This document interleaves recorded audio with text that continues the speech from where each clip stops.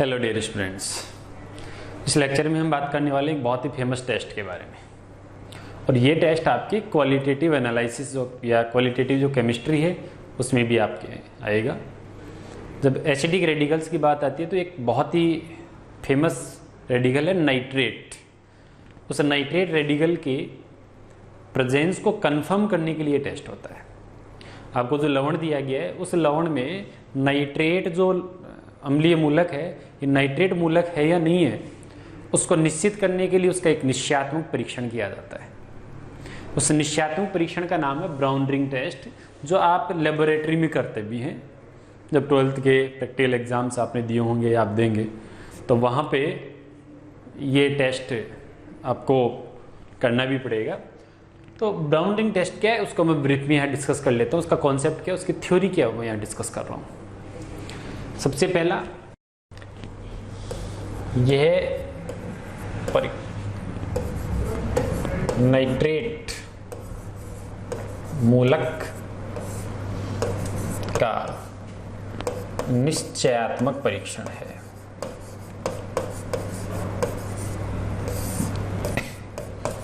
Nitrate मूलक का निश्चयात्मक परीक्षण है। पहला पॉइंट तो आप ये ध्यान रखेंगे। करते कैसे इस टेस्ट को वो देखें। सपोज आपके पास ये हमारे पास वो एपरेटस है जिनके थ्रू हम ये करने वाले हैं। आपको एक परखनली लेनी है और उस परखनली में नाइट्रेट जो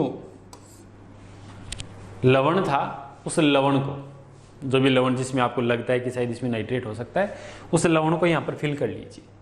मतलब आपके पास इस परखनली में नाइट्रेट आइंस उस साल्ट में प्रेजेंट रहेंगे, NO3- आइंस।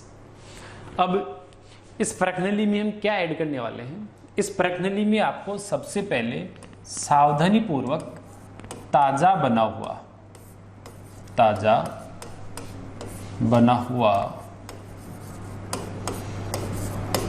FeSO4 विलियन, ताजा बना हुआ FeSO4 विलियन ये ऐड करना है, ये इसमें डालना है। करना क्या आपको, परखनली में पहले नाइट्रेट लवण लेना है। नाइट्रेट लवण लेकर के उसमें ताज़ा बना हुआ FeSO4 का विलियन डालना है। क्वेश्चन ये आता है इसमें कि ताज़ा बना हुआ FeSO4 विलियन ही क्यों डालें।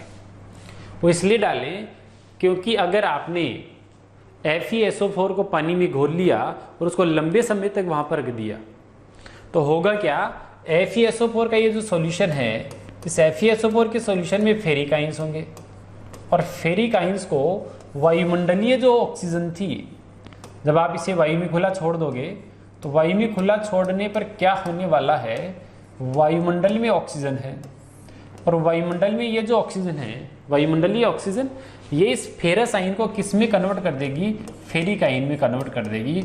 और फेरिक आयन इस टेस्ट को जो है वो परफॉर्म नहीं कर पाएंगे। ये टेस्ट हो अच्छे से हमें रिजल्ट्स मिले, इसलिए हमें फेरस आयनों की ज़रूरत है।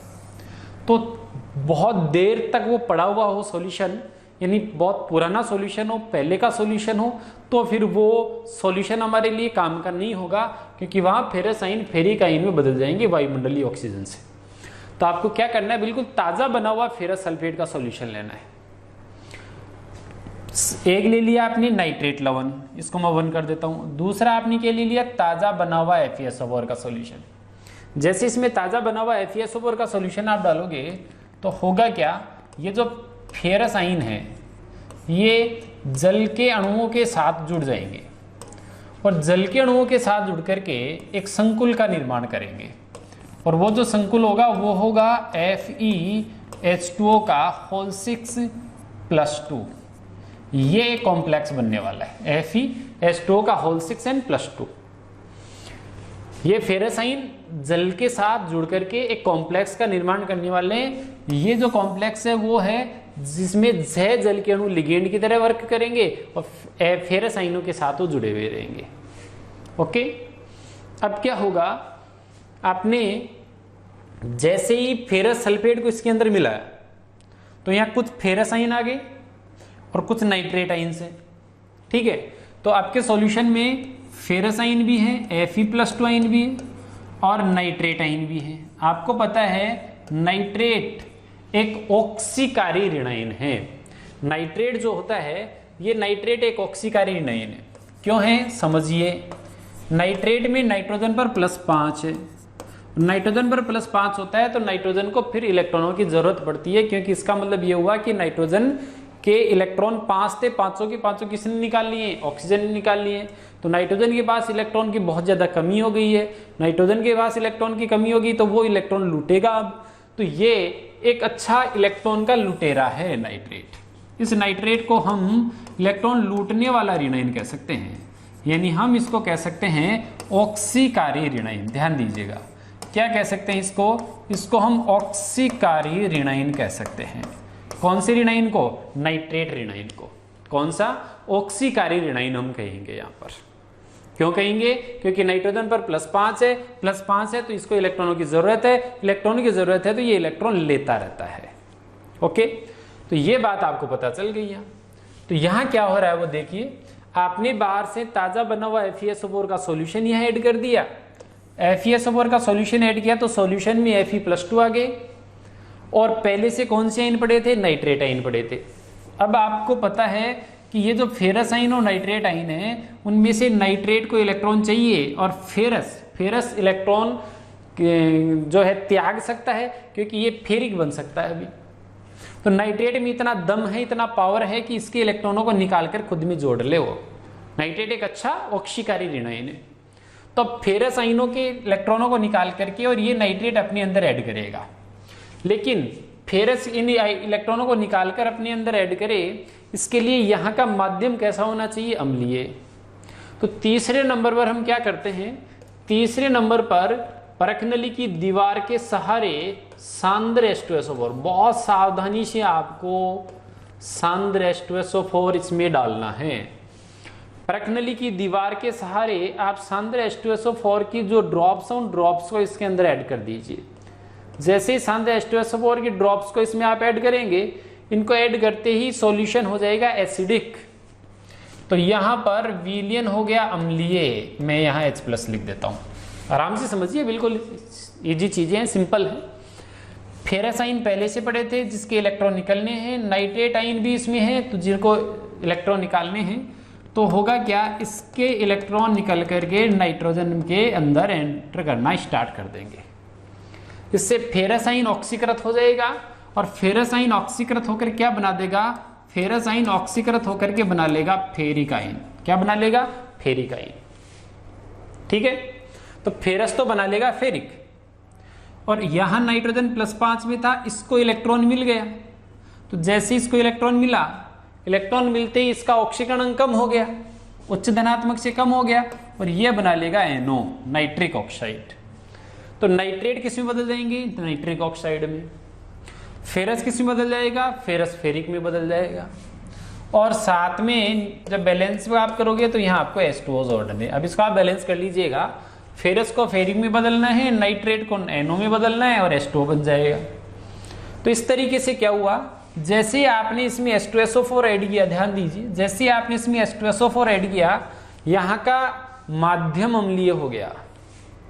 और यहाँ जो दो आयन थे, एक फेरस आयन जो ताजा बना हुआ FeSO4 से आए थे, और एक कौन से थे, नाइट्रेट, उनके बीच में रिएक्शन होगी, रेडॉक्स रिएक्शन होगी। ये कैसी रिएक्शन है, ये एक रेडॉक्स रिएक्शन है, और इससे फेरिक आयन बन गया और एक NO बन गया। ये जो NO बन गया, ये NO स्पेशियल है। क्यों स्पेशियल है, उसका कारण देखिए।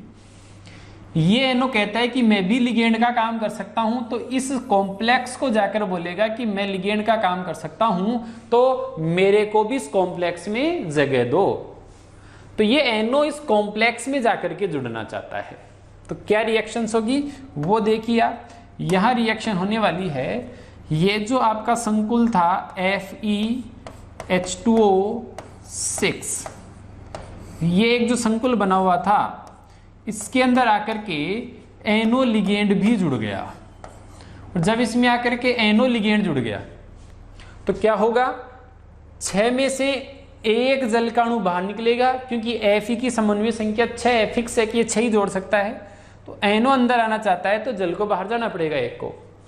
तो आपका जो कॉम्प्लेक्स बनेगा वो कॉम्प्लेक्स बनेगा FeH2O H2O कितने होंगे, यहाँ 5 होंगे और एक NO होगा इसमें। समझ में आ गई कहानी। ये वाला एक कॉम्प्लेक्स यहां बनने वाला है और ये जो कॉम्प्लेक्स बनेगा, इस कॉम्प्लेक्स में जो सबसे खास बात होगी वो सबसे खास बात ये होगी कि कॉम्प्लेक्स बनने के बाद ये जो NO था, इस NO के पास, नाइट्रोजन के पास एक अयुग्मित इलेक्ट्रॉन था, तो नाइट्रोजन उस अयुग्मित इलेक्ट्रॉन को ला करके Fe को ट्रांसफर कर देगा, Fe को ट्रांसफर करेगा इसमें। इससे क्या होगा, Fe जो था उस Fe पर आवेश +1 हो जाएगा +2 की जगह, क्योंकि इसके पास एक इलेक्ट्रॉन आ गया, और NO पर एक +1 आ जाएगा। समझ में आ गई कहानी। तो ये FeS2O का होल 5 NO बनेगा जो कॉम्प्लेक्स। इस कॉम्प्लेक्स में एक +Fe पर रहेगा, एक +NO पर रहेगा, यानी टोटल कितने प्लस रहेंगे इसमें, 2 प्लस रहेंगे। ये कॉम्प्लेक्स बन गया। इस कॉम्प्लेक्स में एक लिगेंड अपनी इलेक्ट्रॉन को, अपने चार्ज को किसको दे रहा है, मेटल को दे रहा है। लिगेंड अपने चार्ज को किसको ट्रांसफर कर रहा है, मेटल को ट्रांसफर कर रहा है, इलेक्ट्रॉन को वहां ट्रांसफर कर रहा है यहां पर चार्ज ट्रांसफर कर रहा है, तो यहां कलर आ जाएगा। तो ये जो कॉम्प्लेक्स होता है ये रंग युक्त कॉम्प्लेक्स है, रंगीन कॉम्प्लेक्स है, रंगीन संकुल है। क्यों है रंगीन संकुल, वो मैं आपको बताता हूं। रंगीन संकुल का कारण आप नोट कर लीजिएगा। इसका कारण यह है कि आवेश यहां से यहां ट्रांसफर हो रहा है, तो रंगीन संकुल, और उसका कारण है आवेश स्थानांतरण। आवेश स्थानांतरण के कारण ये कलरफुल है। आवेश स्थानांतरण, चार्ज ट्रांसफर करना था, तो चार्ज ट्रांसफर होने के कारण ये जो कॉम्प्लेक्स होता है, ये कैसा कॉम्प्लेक्स होता है, ये एक कलरफुल कॉम्प्लेक्स होता है। ठीक है। और कलर कैसा है इसका, इसका कलर आप देखोगे तो ये भूरे रंग का है, तो इसका रंग भी भूरा होता है। तो भूरे रंग का एक संकुल बना, और उसका कारण था चार्ज ट्रांसफर, चार्ज लिगेंड से मेटल को। तो यहां charge transfer from ligand to metal, ये इसका रीजन होगा, charge transfer from ligand to metal. ये इसके कलर के लिए रेस्पॉन्सिबल होगा। यहां पर या तो ऑक्सीकरण से रिलेटेड क्वेश्चन पूछ लिया जाता है, या कलर से रिलेटेड, कलर क्यों इससे रिलेटेड, बनने वाले संकुल का सूत्र क्या है, उसका IUPAC नाम क्या है। तो इसका IUPAC नाम क्या लिखोगे आप, ये तो पेंटा एक्वा होगा, और इसको नाइट्रोसिल नहीं नाइट्रोसोनियम कहेंगे हम। तो पेंटा एक्वा नाइट्रोसोनियम आयरन फर्स्ट, इसका IUPAC नाम भी आपसे पूछे, जो कि हम कोऑर्डिनेशन केमिस्ट्री में पढ़ते हैं। तो नाम हो गया इसका पेंटा एक्वा, पेंटा एक्वा नाइट्रोसोनियम। क्या बोलेंगे इसको, इसको बोलेंगे पेंटा एक्वा नाइट्रोसोनियम आयरन फर्स्ट, ये इसका नाम है, पेंटा एक्वा नाइट्रोसोनियम आयरन फर्स्ट। और इसका कलर क्यों है ये आपको पता चल गया। ये नामकरण आप कोऑर्डिनेशन नहीं आता, कोऑर्डिनेशन में सीख लेना, कोई ज्यादा टफ टास्क नहीं है ये तीनों रिएक्शंस आपको ध्यान में रखनी है। पहले फेरस आयंस जल के साथ जुड़ करके संकुल बनाते हैं, दोबारा में फेरस आयन ऑक्सीकृत हो जाते हैं नाइट्रेट आयन से, ऑक्सीकृत होकर के NO गैस बनाते हैं। ये NO लिगेंड की तरह वर्क करता है और इसके साथ जुड़ करके इस कॉम्प्लेक्स को नया फॉर्म दे देता है, और ये कॉम्प्लेक्स बनने से भूरा रंग आता है। तो होगा क्या, जैसे ही आप सांद्र H2SO4 इसमें ऐड करोगे, सांद्र H2SO4 ऐड करते ही यहां इनके मिलने के स्थान पर भूरे रंग की वलय बन जाती है। कैसी वलय बन जाएगी, भूरे रंग की वलय बन जाएगी। और भूरे रंग की वलय बनना ये निश्चित करता है कि इसमें नाइट्रेट आयन प्रेजेंट थे। तो ये हो गया हमारे लिए नाइट्रेट आयनों की उपस्थिति के लिए भूरा वलय परीक्षण बहुत इंपॉर्टेंट है, इसलिए इसको इसमें बताया गया है। Thanks a lot for watching this video.